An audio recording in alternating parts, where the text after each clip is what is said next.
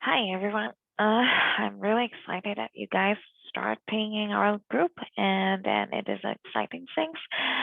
And it is my first time doing this training just in a pure recording Zoom form. But I usually like it in person better, but just because like we're starting this at the end of semester and then our time might not match that well, so I think it will be best that I have a recording and also it will be easier for like if we have the training in the future that will be useful too. So today like this training is about like how to success in research. So like I really like to have new student and everything. I was excited thanks to me because I love to mentor, and it is really great that to see people that is progressing and they accomplish what they want to accomplish, and it's really always a pleasant thing for me. And so you guys are all here for a purpose, like whether like you want to get a thesis writing for on a program or get your research hour for med school or just exploring, do you want to really do a research? And so actually like sometimes some people are mistaking that like okay you have to be experienced to be participating in research lab. For some research lab that might be true, but actually for us we actually prefer to have people that not quite have that much experience. The reason is really simple, so we can train people that just act exactly like us, like have a good attitude, good habit, and good technique that can suit for our research purpose. And so we don't mind the time to train. So, but like before we really get into the research, like the experiment and the lab work, the analysis, there's something that we need to set up front, and which is like something that concessional more than practical. Well, I hope that makes sense because there's some ideology, some concept you really need to internalize to help you to success in research. So, so as you go, I prepare a worksheet for you to just to help you internalize the training and not get bored so much because like we're lack of that in person interaction that is the major thing that's missing in this app. So I hope that worksheet help. And I know that will be my a little bit extra work, but it will work. Okay. So let's go. So the basic of a good research experience have two things critical. That one is safety, and the other thing is ethic. So you have to have these two pieces to set up at the very front to help you have really good research experience and to help you success. So I know that you have all go through the lab training, like lab safety training, and that probably take you like 2+ hours. So, and there's a lot of information, and don't freak out that if you don't know everything, because as you go, you will you'll be familiar with what we do in the lab, and then what it will be like you internalize that like after you have more experience. But like the reason we're going to like emphasize it again, just trying to share some story with you that help you know how important lab safety is. And the other thing is like so because like so we're in chemistry, like we're in chemistry department, and then we know chemical can be all sort of habit, and so you're actually dealing with heavy stuff that can endanger you. Although like the our lab is not that crazy as organic chemistry lab, but still you have to be mindful about like safety is the priority. You have to be safe for your research to continue. The other thing is ethic that is really important to for research to be acceptable in the field. Okay, so let's go. with lab safety. So it is a funny picture, like a lot of people that are doing like stupid things, like that is unacceptable in the lab, like you don't play and then you don't eat, you be mindful of your equipment. But the take home message is don't be stupid and mind what you do. Okay, so I'm going through like a couple of really important, like just re-emphasize some of the things that we emphasize in our lab first. No food in the wet lab. So we're like you at this point, you probably go like we already did the like walk around the lab, or maybe you did not. But we have an office area that we have like fridge and we have toaster, microwave that we socialize there. We do the details there. We eat lunch there, and that is the best part of our lab that we do have place to eat. There's not like a lot of lab they don't have that space, so it's a good thing. Congratulations that you're in this kind of a great lab. Okay. But actually, like outside the office, no food are allowed in the area, like in the wet lab, not even in the computer room. Okay, so and on the other side is like there's no food, no chemical, and no sample should be in the office. Okay, so no food in the lab, wet lab, and no chemical and samples in office. So if you see anybody that is like that is not in our lab, like people that not belong in the group that they try to come through with chemical and sample, just nicely direct them through the other door from like let them in from the computer room. Okay, so uh okay, so the other thing is the gas cylinder that like as what we said, like you know what, we don't deal with that much of hazard chemicals. So like we're kind of at low risk of like getting like being dangerous by the chemical, but the most dangerous items in our lab is the gas cylinder. So like you already went through the gas cylinder training, so you know how heavy it can be. It's like pretty much like a bomb if it is not secure well. Okay, so look at this picture. Just like identify what's wrong with the cylinder according to your training. Okay, first, there's 3 cylinders, and then they're standing well, that's good, but we need to have at least 2 string to prevent it from slipping, so they all only have 1. The second thing is, so this cylinder, it is not in use because it is not hooked up to the regulator, but it should have a cover like a nozzle, but it does not have, so that is also not good. So just like about the safety is if you see something like that, just go to the like your supervisor, your grad student, or talk to Dr. Price or anyone that is in lab and address this problem immediately on the sense because is like just like I said, a unsecure gas cylinder is like a bomb or like you're seeing something in fire, you just have to adjust it immediately. On that line is like just be mindful of our environment when you're working. If you see some things, you see a spill, just report it, talk to somebody. Like if you don't know how to take care of it, don't take care of it and tell somebody to take care of it. Just and if you smell something that is weird, just talk. Like just as like, I will emphasize a lot and a lot in the presentation communication. Communication. Just talk to somebody if you are not sure what happened and if you're suspicious that is a safety hazard. Just like if there's anything that is abnormal, just talk to somebody. That's the rule of thumb. Okay. So next thing is the protocol. Like so whenever you're in a lab, you should have a protocol that either already made for you or you make it. So just like the protocol, make the protocol, read the protocol, and follow protocol whenever you're doing the work. So there's a couple of things about the protocol we will go through in more detail in the next training about the basic of lab work.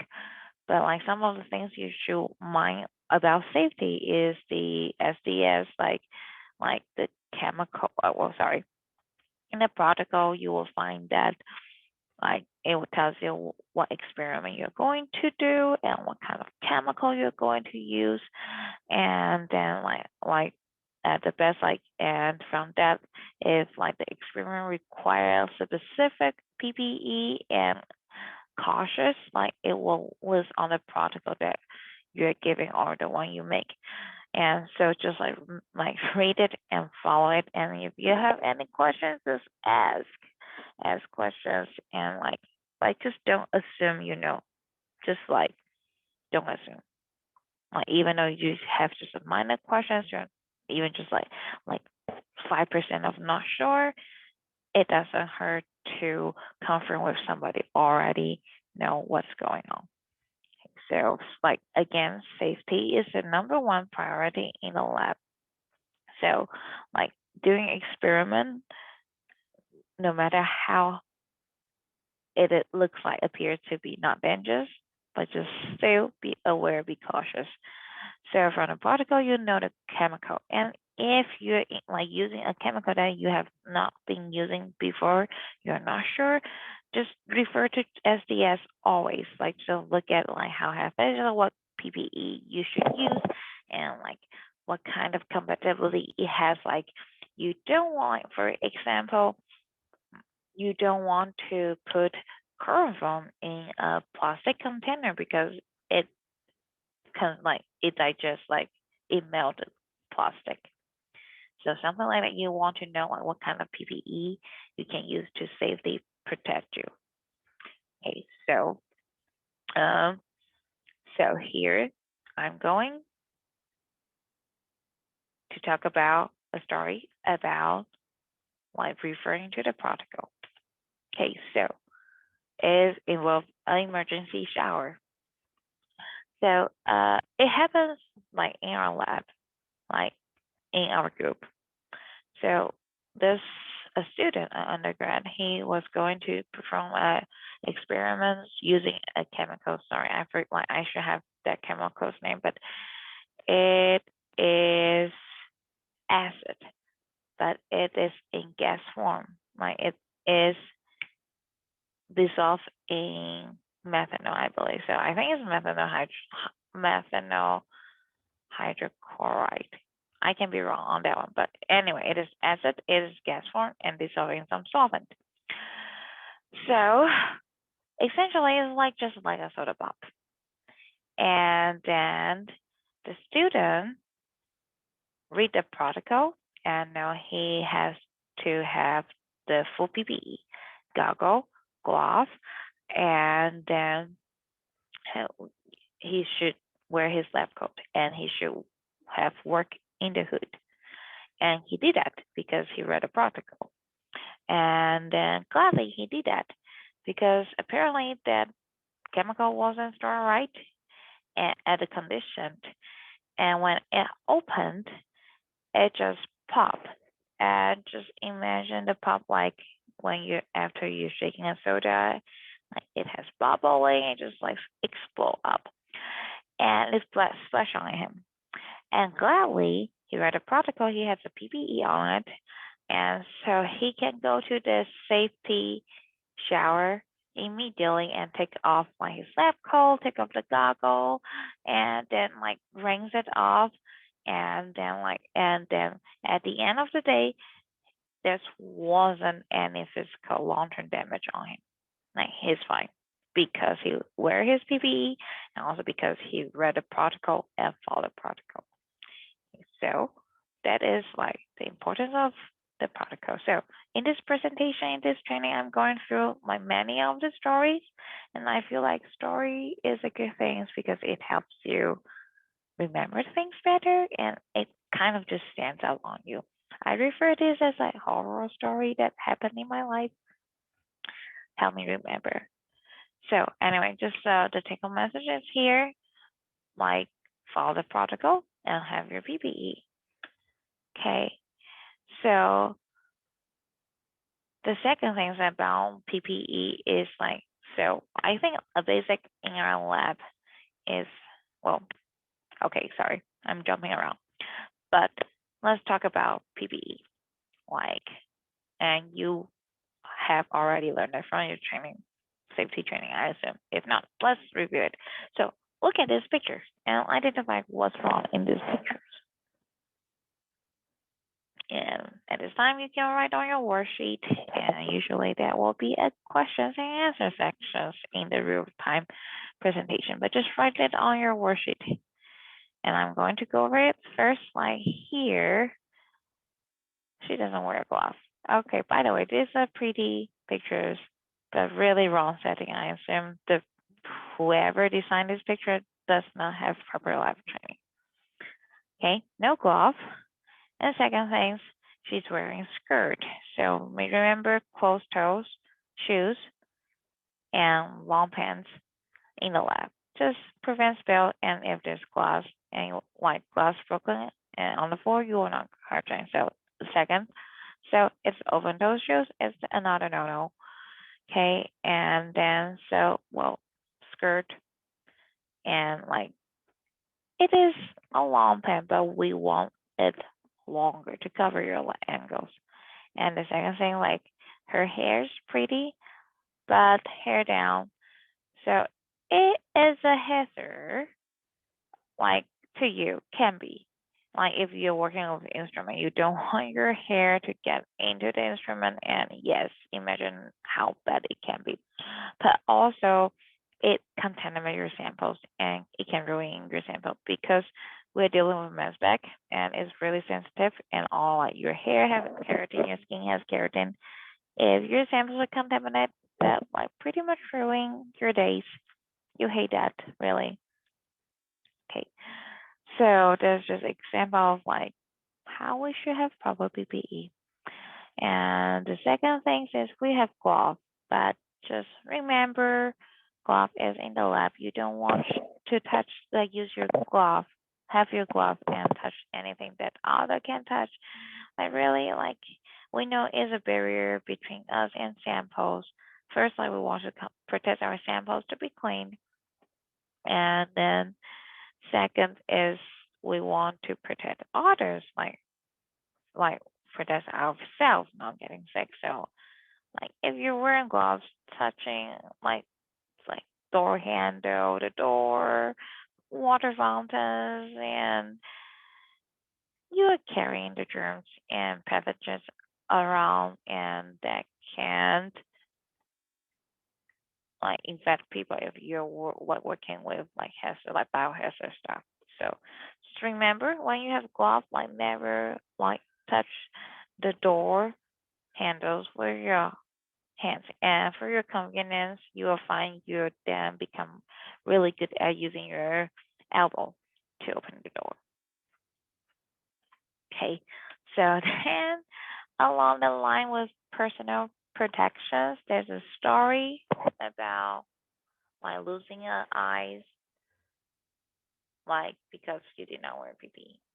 But this is a story happened to my professors back at BYU Hawaii.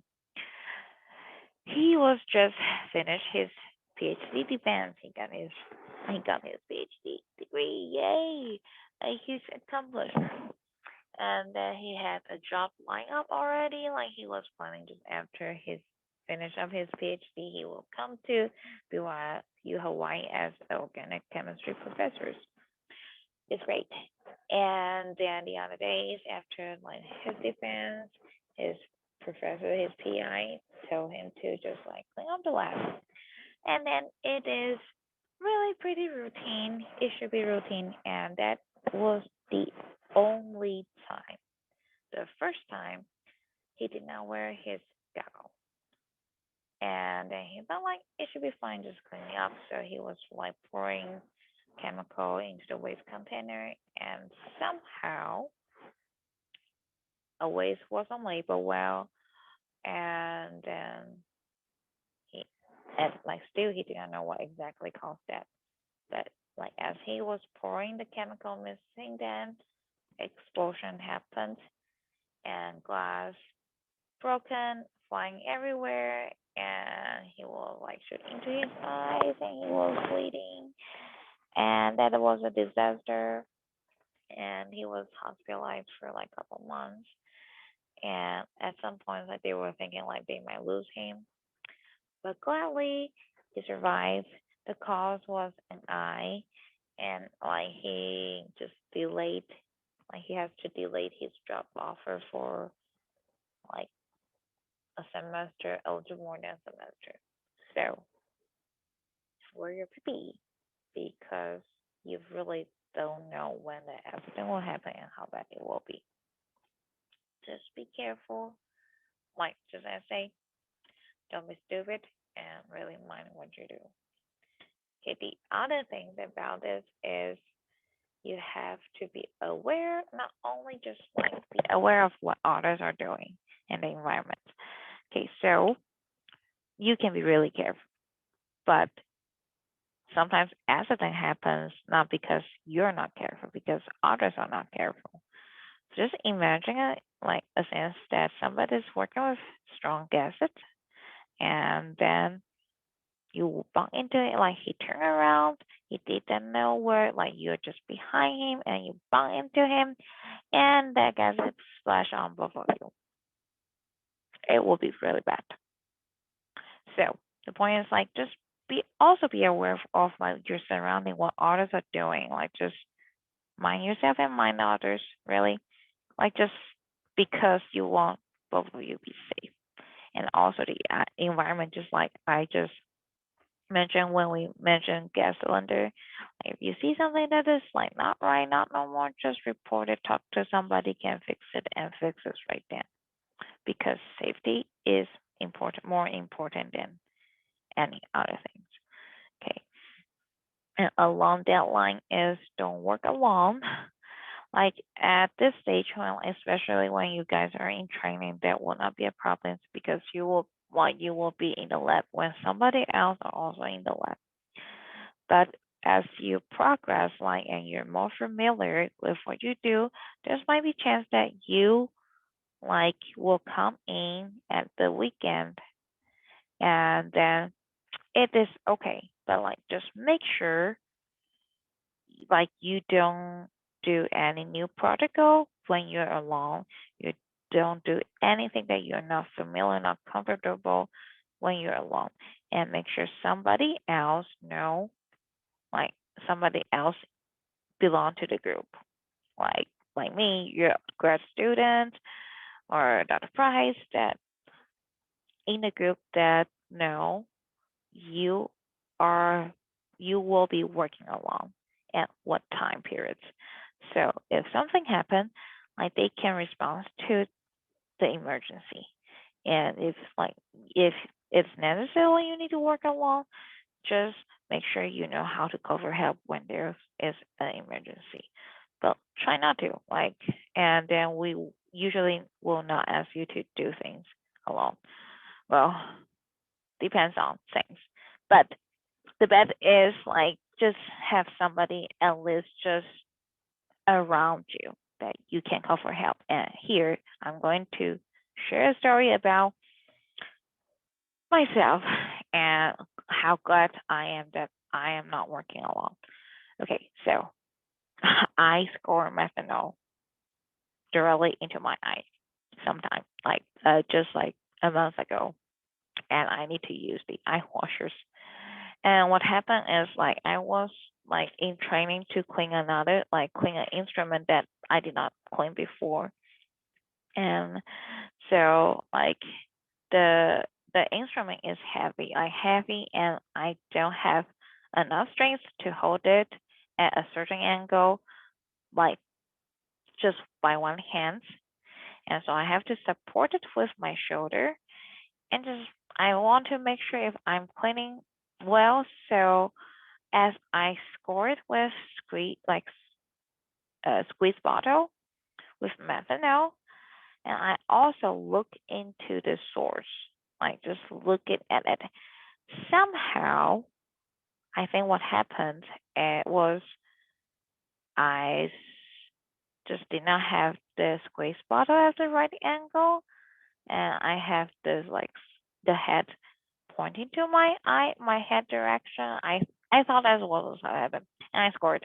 Anyway, so I, if you saw me before, and I wear glasses, and still I scored directly into my, so the methanol like just shoot directly into my eye.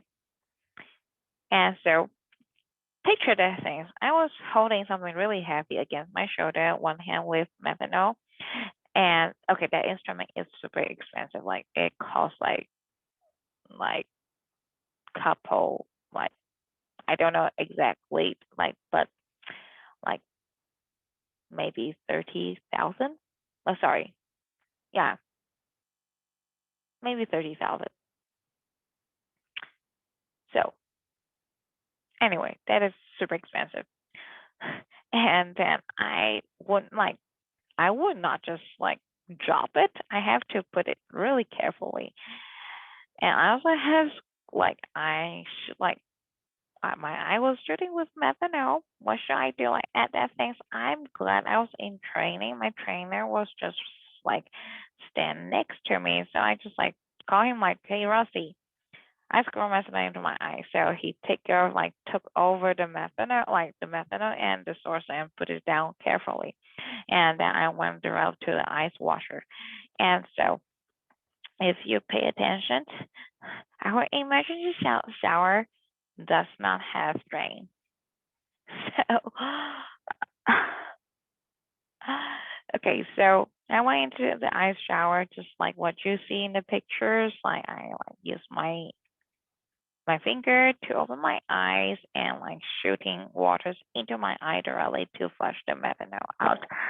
And then the two things first, like I think like one thing that's really important here is just like, okay, there's no drain at the floor, so like how much water I shoot off from the shower just go directly to the floor. And I was in a mass spec facility. Okay, there's are like millions of instruments down there. Like they're really hard to maintain. Like you would not want a flood in a facility. So gladly there's like my student and my trainer, they're both there and they just gather all the trash can in the room just to like hold the water that is like falling from the ice washer. So it's glad that at the end we did not make a flood in a like million facility, like a facility that has million instruments, and that then I will be feel super guilty. Okay, so here, like I don't know, like maybe you sense that I care those instruments a little bit more than my eyes. Well, but anyway, so like just two pieces of information. Yes, you should wear your PPE. Like no matter how you're familiar with what you're doing. Well, whenever you're familiar, just like, and you should keep your eyes a distance from the chemical. Don't did what I did, and then like going to, like just an example of like how important that you are not alone when you're performing anything that can be potentially hazard. And like another thing is like accident mostly happen when you're careless. Me as an example and a bad example of that. So learn from that. Learn from the bad example and don't repeat those mistakes. So this is like about safety. Like just again, just like safety is your top priority. Like remember those horror story. You don't want to close your eyes. You don't want to damage the instrument. Well, that is not the point, but yes, just you don't want to hurt yourself. Okay.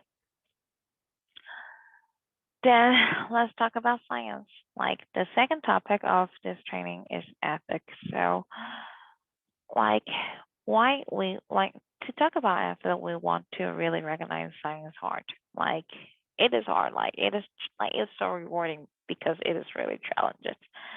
And then we are all sign up. Like, just as you know, you sign. I'm like really proud of you already that you signed up for something that is hard, and then you're going to I probably already mentioned that in the interview that you're going to face a lot of failure and a lot of troubleshooting. That is what makes it rewarding. But because like you're dealing with front end science, like you're exploring a field that nobody knows. So like the leader is always takes the heat most, right?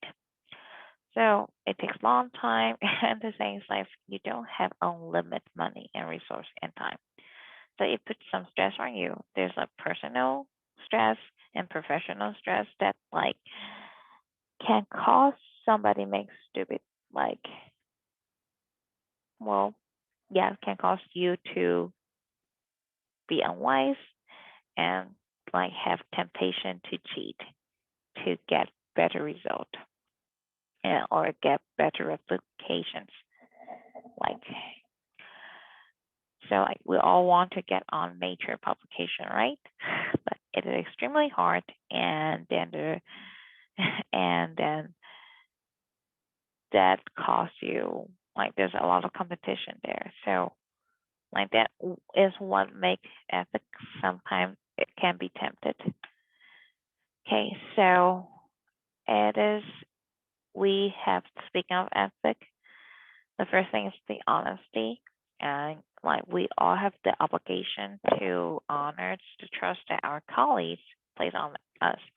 It's just like our PI and then our like your supervisor, our graduate student, and then there's a lot of trust there, like because you provide the data, like you like just in our case, in like undergrad and grad students case, undergrad do the experiment, and we kind of have the data, and then you got the data, we got the data according to your experiment, and then we analyze it, and we report the result to Dr. Price, and JC will like make a conclusion, and then we continue on, give us some direction, and we base on our research and on publication. So sometimes we have like we trust you, so we don't check everything, all the data that you make, and so that is the trust system there. And then also like not to mention that you have application to yourself and will have the application to the public because we are reporting a data that can change the like pharmaceutical research and a lot of things. We need to be honest to them so they can be educated in the right way and like reflect the development and development can base on that to keep progress. Just a story from U of U. Look at there's a papers. I'm sorry, I don't have all the detail remember, but they published a paper about nanobot, and then like the story is like they want to show that they claim that oh they have like all this great orientation as what they want designed to deliver drugs or deliver like do perform the function that they need to perform. And so look at this, like they're all really lined up really nicely and they oriented in a certain angle. And but somebody just like really care about their research, they zoom in and see something right here. Okay, do you see what is suspicious there? It is not wrote it up. It is a Photoshop data. And it not really Photoshop it well because you can see it is not origin. And so the publication get retrieved and they anyone that is everyone that owns the paper, their career got ruined. Like they just cannot do well again. Like they have hard time to finding job in the field because they're knowing as a cheater, and that is unacceptable in a research field. So here is a couple points about ethics. Like really, it is about being honest, and being responsible. So here are some points that we're going through here, and I also have some stories associated with these points. First, like honesty, commitment, productivity, and communication and teamwork, and we're going through all of them just one at a time. So first, like honesty is the most important thing. Like you need to be true for yourself. So no forged data, no cherry picking data, and no hidden info. and you have to give appropriate credit to the people that has been doing the work. I cannot emphasize about like how important honesty is, because that is everything we base on. Like there will be a hard time that you will be tempted, like, should I tell this? Should I not tell this? But just like setting up the idea of like, it is always better to be honest, and always better you've caught your error, you caught your mistake, and better than not caught it. So a couple story here. So the first story about perfect data. Like, my questions for you is, do you think there's a perfect data? And the answer is no. There's no perfect data.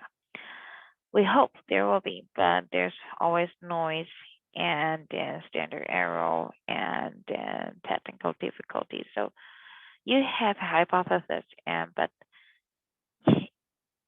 yes, you hope for perfect data, but the reality is there's no perfect data. So just a student, he was doing the training, and then it wasn't. And then it was a training that has been repeated many times and really pretty standards in our lab. And then I look at this like he did, like, he has no experience in similar fields at all. And then he did the training, and then as we are looking at our data, he has perfect data. And because I have seen the similar experience with the first timer, and I expect a lot of noise, and that is the purpose of that lab, that training lab, because the purpose is troubleshooting from the noise and figure out what's going on with your data. But he gave me a perfect data, like not perfect, because that will like not, it is not 100% precise, because there will be too fake, and that will be caught immediately. So that data is not perfect, but it is too good. Like he has, his precision was great, and like not just precision and accuracy, everything is just great. Even with like the a set of, oh, in a set, I purposely make it to be hard, like purposely make it that you will not be able to get perfect data, and then he still get perfect precision and accuracy, like near like 96% ish. So that is considered perfect, and it's not what I want to see from, like, what I usually see in new time, like first timers. So I have a really hot conversation with him. And well, no, sorry, what happened is it got me suspicious, and then because of I did not do the ethical training myself with him, I I feel like I like that is not a judgment that I can just make it that I talk to many people about this situation just to confirm, like, I am not, like, my suspicion is has a foundation on that, and like multiple professors and postdocs tell me that, yeah, like, it's just suspicious. So I have to have a hard conversation with him about this is not, like, it looks good, but it is actually not good, because this data should not be perfect. It should be has a lot of errors. So I need to know, what did you do? And I need to ask him, did you change your data, or did you cherry pick your data? And so I don't want to have such hard conversation with you. And that is another reason I insist that I am going to record these lectures, like this training, because for him, like for that student, I feel bad because I didn't do this ethical training myself, and then he might miss that, and then it's understandable. Like, you want to do good in the training, that so you can impress us, but don't do that. Like, it can be like, we know what's going on, and then that will just ruin the trust relationship between us, because if I cannot trust you, I cannot trust your data. And then every time I work with you, I have to think like couple times, like, are the data real, and are the experiment like conduct properly? And then like you will not be useful for the group, and that will just ruin your comfort, like your career. So just again, just like, I don't want to have such conversation with you. And like, and since you are here and I did the training with you, once I caught any dishonesty in reporting the data, then like it is just immediately dismissed from the group, just like no second chance. Like it is a hard, and I rather to be hard in the front. Just this is the very things that you don't want, like the very mistake that you don't want to make. It ruin your career, and then and everything from that. So be honest to your data, and also just be honest to everything you did in the lab. And like failure, we expect failure. We expect not perfect, because that is the nature of the research. So just do it with your best. And then if accident happened, it's okay. Like there's another student I have, like we are dealing with, yes, again, expensive reagent. And this just accident introduced, like she made an error, and then I'm really proud of her. She caught that and she told me. So we are aware of, okay, something might be wrong with, like if data come out unexpected, we know what we need to adjust. And also just know that like sometimes the great, like the best discoveries happen in accident. So it is fine to make error, to like make mistake, as long as we record it, we be truthful about it, then we can all deal with it and fix that. Okay, so again, just honesty, honesty, and honesty. Okay, so another story about like associated with honesty, and I really like, I want to share like also like about myself. So like there's a lot of things like we have to make a lot of decisions along our life. And then like I was told, like when I was young, that from my church leader, that you only need to make a choice, one choice in your one life. And that is, you make the choice upfront that you will always be truthful and righteous. And the same here. Like as long as you have make up your mind to make that choice, that you will be always truthful to your data, to your research, no matter what cost, how much that costs you, then that will make the rest of choice whenever you encounter to some such problem, that will make your choice a lot easier. So the story is this: we are prepping for a conference. We're going to a huge conference that is important and it is significant. It is like you want to look good on those data, and we are on time limit. We need to make a poster. The poster will have our data, and then so I am at like like I like it was Thursday, like Thursday afternoon, and we have to have the poster printed by Friday 5 o'clock. So as like Thursday 3 o'clock ish, I already have my poster set up. Like it's all designed and ready to go. And then like Thursday at 3 p.m. I found, shoot, there's an error of my analysis. And then if I have to change that, make that correct, I like there's like it will take about like 2 days of analysis to correct that error. And then I only have less than 24 hours. it is not a published guideline. It is a side project. It's not quite important, and maybe nobody would care in the conference. At that moment, I really have the temptation to, okay, well, I will just leave it as it is for now, and I will come back after conference to correct it. It's really a great temptation. You can see that great temptation there, right? And then at the end of the day, since I made the decision at the very front end that I will always be truthful for my data, I did not sleep that day. Just and do everything I can to correct the data and make it in time to correct a number. Just like, well, a column that has 4 numbers. So it seems like a small number, like there's 4 numbers.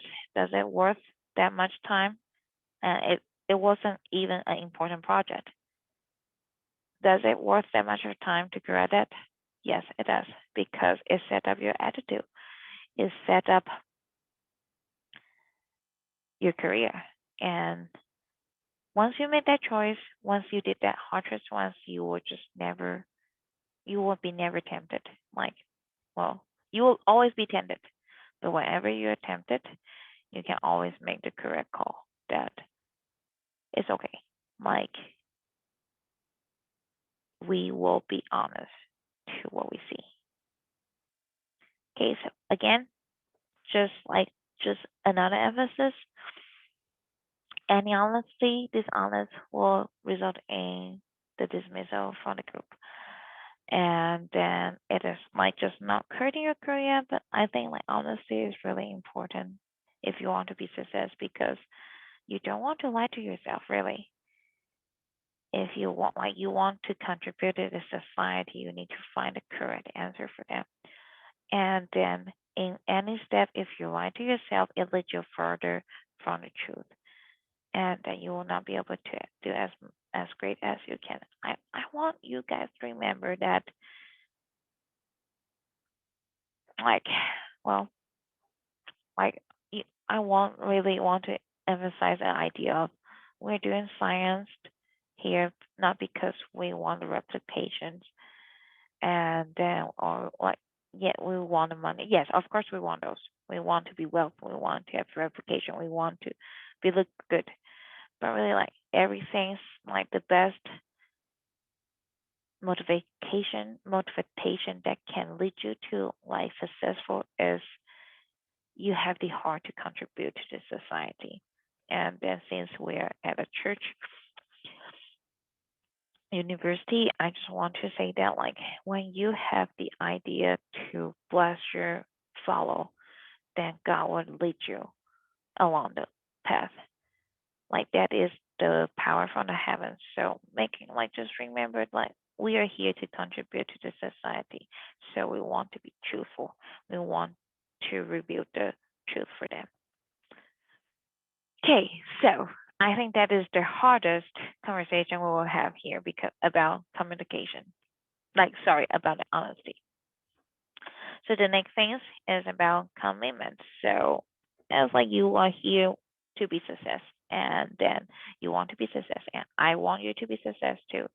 And then for to success in science, you need to have you have just have to commit to that. So every semester you give me your schedule, and you expect to follow that schedule with minimum like change.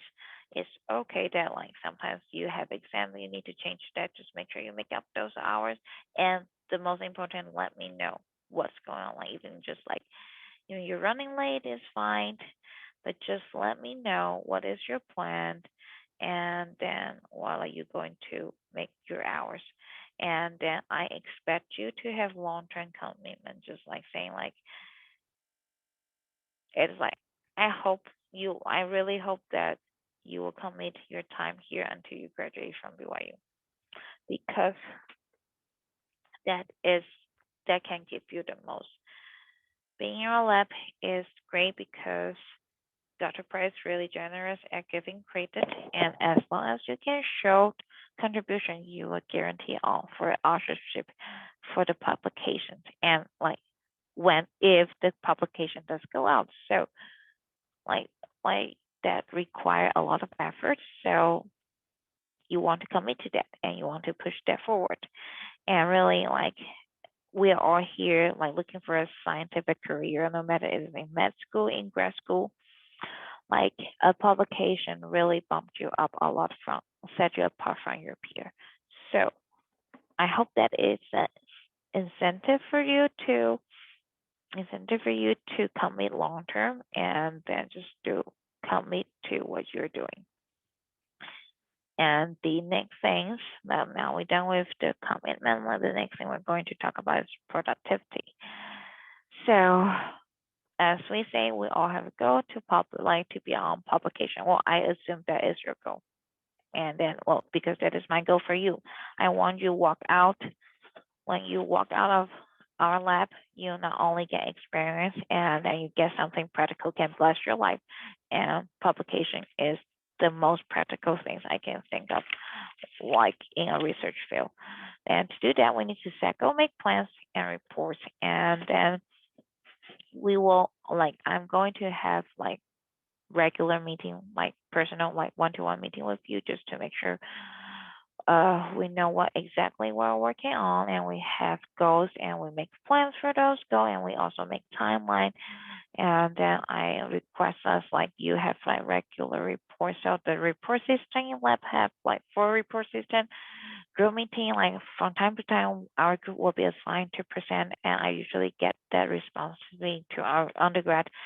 So you have the chance to practice, and also a subgroup meeting weekly. We have like weekly group meeting and weekly subgroup meeting, and then you expect to attend if you can. And so for group meeting, we have like 20 plus people in the lab, so it's hard to find a time that everybody can attend. So, well, we like for both meeting, we send out when it's good at the beginning of the semester, and then we try our best to include as much as people.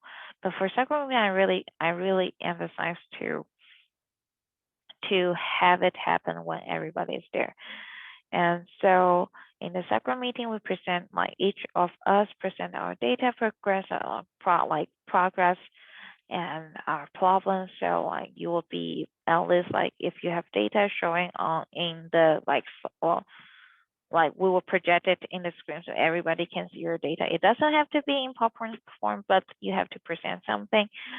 And then there's a daily report, like on the day you work, like you will get a Google sheet like that. I will send it out to you later. But it has your weekly goal, and that weekly goal is breakdown from our semester goal. And then you will record like what you have done on the day you work, and then like some of the note and the planning, like your plan for your next day, the next day you come in, or next period. So it doesn't have to be long. It doesn't have to be wordy. Like, it is just a record. Like, it ideally you would do that at like use like 5 to 10 minutes at the end of the day that you work.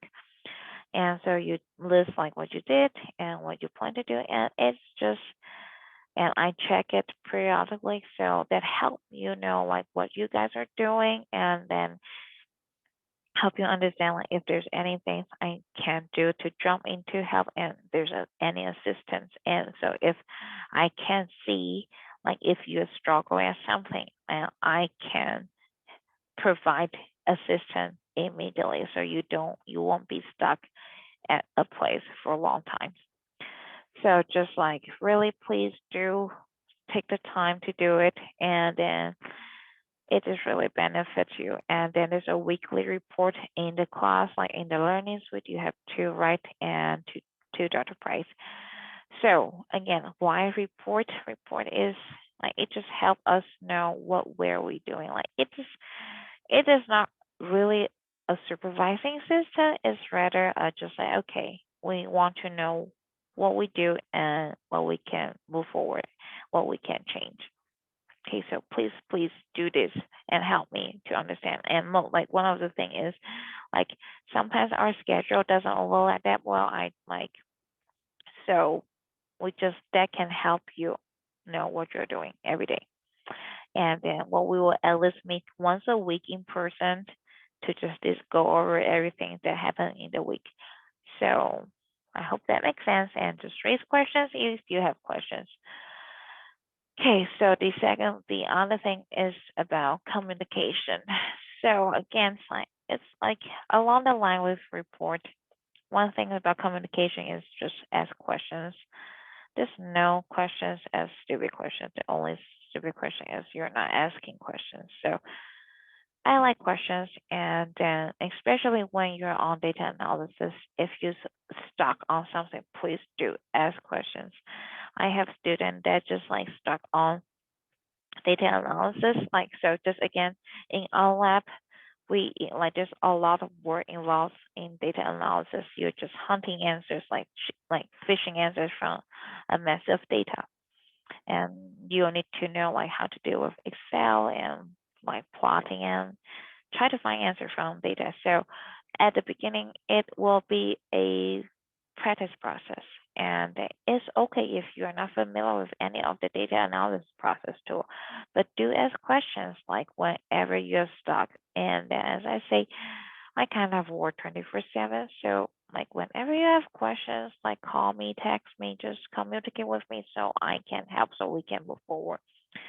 And then and please do respond to the message. Like, yes, you will probably see me emailing you at 3 in the morning, but I don't expect you to reply me at that time. But just I want to be clear that because that is where when I work. So, but please do like take a look of it and respond, especially if there's a question. As long as there's a questions in the email, just like respond me when you work or when like you if it doesn't bother me, just whenever you have time, just if there's a short questions. So like when I don't get response from you guys, I get nervous. First, I worry about like if you guys are safe or you guys are sick, and second, like okay, do you get my message? Like, and if I don't get a response, I'm not sure if I get like you got the message, and then it just make me wondering like okay what I should do. So please do help me respond to my message, and so that can set our plan more clear. So and then here's about something about communications. So this is like one of my not favorite but the like the most terrifying story I have. It's really like it's also about like honesty and but also about communication. I just want to set it clear that it's fine to communicate error. So here is the story. That is my first year, my first summer as a grad student. Like that is my 5th month working in the JC Price lab, our lab. And then I have a project. I was handed like 5,500 reagents. As you see, that is the price here. It's twice my as like it's like twice the price as my car. So I know it's super expensive. And by the way, you will learn how expensive science and reagent can be along the way when you're working here. So I know it's expensive. It is precious reagent. So I plan the experiment ahead of time for a month. I make the protocol. I read the protocol and I almost memorized the protocol just like to make sure me and my group, we all know what we need to do, what the reagent we need to use.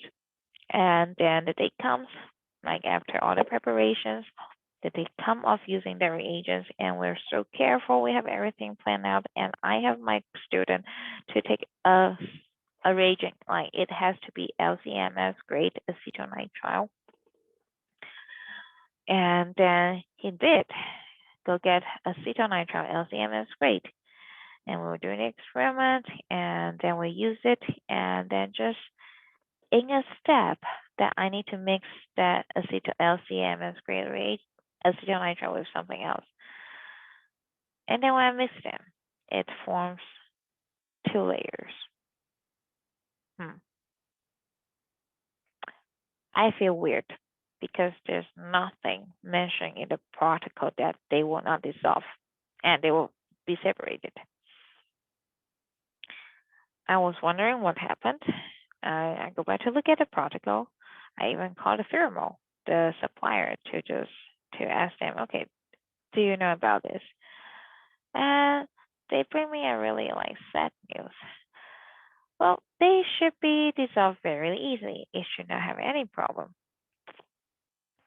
Okay, I was nervous then because that indicates something was wrong. So the first test I did, well, when problem comes, you find out like you try to troubleshoot. So I don't know what that is. I don't know why it happens. So the best way to do it, to the first step of troubleshooting is always like I really a lot of time it is just repeat what you did. So I went to get another pure acetonitrile LCMS grade and mix with the solvent that I'm supposed to mix. And this time it mixed perfectly, like there's no layer. And then at that time I know, okay, great. We were not using acetonitrile as what we're supposed to use. That is $5,000.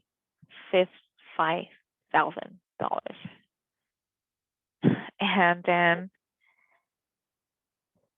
I need to tell JC we mess up and we don't know how it messed up. Even though I wasn't the one taking like get the reagent, but I feel like yeah, well no, I not I feel like I was responsible for that because I'm the person in charge. So it took me about 5 minutes, like, oh really? I need to talk to JC. I really don't want to tell him I messed up. Like I am a new grad student. I want to be look good and apparently I look dumb. Anyway, so after 5 minutes, I just went to knock on JC's door and tell me, hey, I messed up the 5,000 experiment. I don't know what happened, but apparently we used a wrong reagent that's supposed, like, yeah, to dissolve this reagent. But surprisingly, the first thing is asked, does anybody get hurt? Oh, sorry. Okay, well, sorry. I missed one thing. So I know it was a wrong reagent. So I asked my student, so where did you get the reagent from? And he showed me. So it is a LCMS. It it says LCMS grade acetonitrile on the label, and it's great. It's supposed to be that. It's great. My student wasn't wrong. He looked for what it was, but the thing is, the label is like broken, scratched, and has a lot of marker on it, and some of the marker dissolved. It looks suspicious. Like it just doesn't look right. Like look clean. And then we later found out that it's a waste bottle. Like we just used that like bottle that was empty to containing the waste unwanted lab material.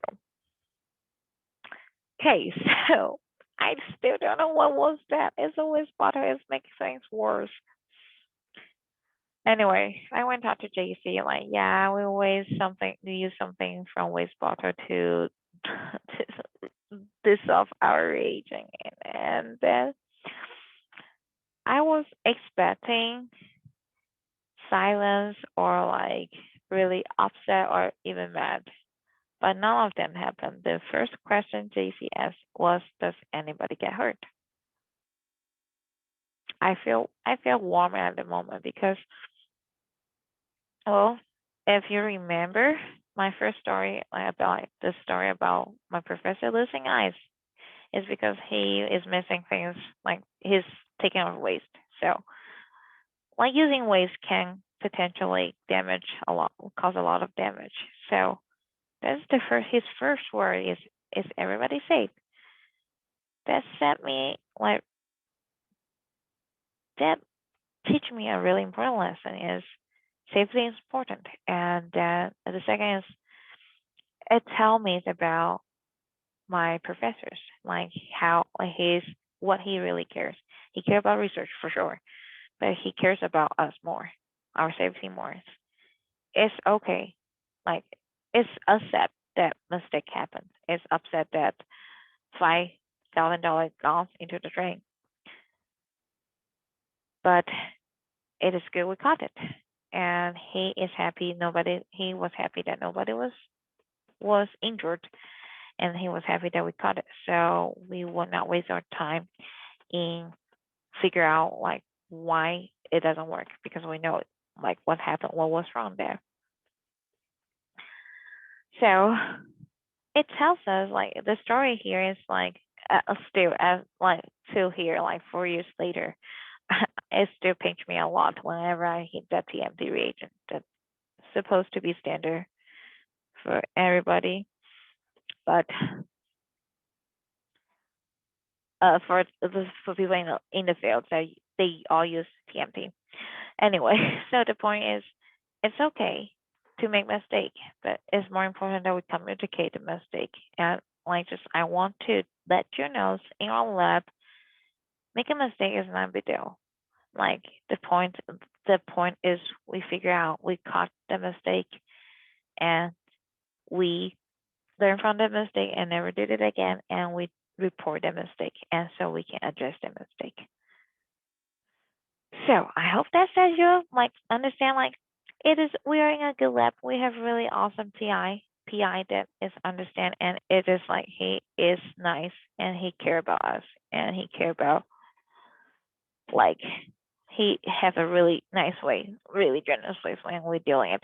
But just making sure that does say it's like a mistake can happen repeatedly. We don't want that to like just learn from your mistake and don't do that again. And gladly, I did not make that mistake ever again. Like really, from then on, I watch like 3 times before I use any reagents. Okay, another thing about communication is failing in BCA essay, and that is the third training. I think it's the third training, like training lab you will have. And then this is supposed to be a straightforward training. You're just pipetting reagents, and it should not be any mistake. Like it should not be hard. Or I say like I have never seen people have trouble reading it and repeat that. But when the student has been having trouble getting the data, like not good, like just reasonable data. So like at the end, like I have to like do it with him side by side, just like we are going to figure out what's going on together. Again, it is not a bad thing to make mistakes. The the thing is we have to figure out what's wrong to troubleshoot and then move forward. So when I was like doing it with him, we find like there's 2 things I found out that is he was using the wrong reagent. I was sure that I show him once where the reagent is, but like it was confusing. Like there's like 2 things set together at the same place. So it was confusing for him that he used the wrong one. Then that is one thing that makes the reaction did not work quite as expected. And the second thing is like the protein wasn't dissolved in the solvent. It was like pipetted to the top of the container, and it wasn't mixing with the other solvent. So of course the reaction did not happen. So like it just 2 things like telling or showing here is just like ask questions, and if you're not sure, ask questions. As for demonstration, it's fine. Like you should be giving a demonstration. Well, if not, like if you want a demonstration, ask for one. If you feel like you can do it, just go for it.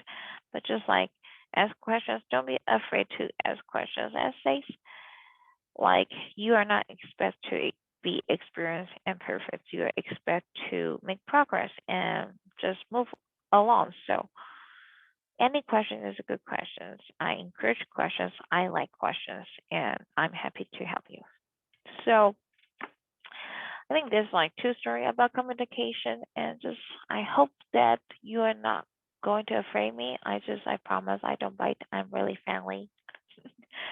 And then so we will make things like we're here to work together to discover great science. So just don't be afraid of me.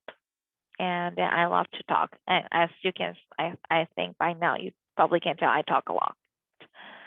Okay, so and the last thing is teamwork. And one thing I like about BYU is in our department, like it's a lot of teamwork, a lot of support and collaborate, and there's not a lot of competitions. And here we support each other and we collaborate with each other. And one thing about support and collaborate is housekeeping. We will go through it in more detail, but like just like you're going to be assigned for a housekeeping assignment, you're going to do it and try to make the lab clean and then also you will have to clean up after yourself. And just remember it is a privilege in our lab that undergrads can do research and on a project and can sometimes join a portion of the project. And it is not always the truth in the lab. A lot of lab your research experience is making solvent or clean or like washing, do the dishwashing. So just remember that if we work together, we can all have supplies and we can make great science. Okay, so that is long. I know I talk a lot, but at the end, this is the last slide, I promise. And then I just want you to know that we want you to success in career and your life. And then I'm glad to have you guys here. And then I'm really excited to see your progress and learn, and we can do the science together. Just want to emphasize again, you are not expected to be perfect. As like we all know, you're here to learn. But what you are expected is to do your best to always make progress, ask questions, and accomplish the test assigned. So, and then at the end, I want you to know you can count on us like for instruction and for correction, and just want to make it clear again. If there's any correction, it is not personal. It's just we're on the matter. Like if there's any corrections that happen, it's not me saying that you are not good. It's just like, okay, let's figure this out. Let's move forward. And then you can expect like the mentors, like the support from us at any time. Like not just in career or in life if you need. And then like the end, like it's just a promise of like as long as you make contribution and when the project can publish, you will have a authorship if you make contribution on that. And then one really great reward is the lab will sponsor you to attend conference. You can show that you have great data. Okay, so thank you for listening for me for a quite long time, and I hope you ask questions and just finish the worship and just send it to me after you finish that. And then if you have any questions, just ask me. And then, well, I wish you have a great day and have a great time in the lab today.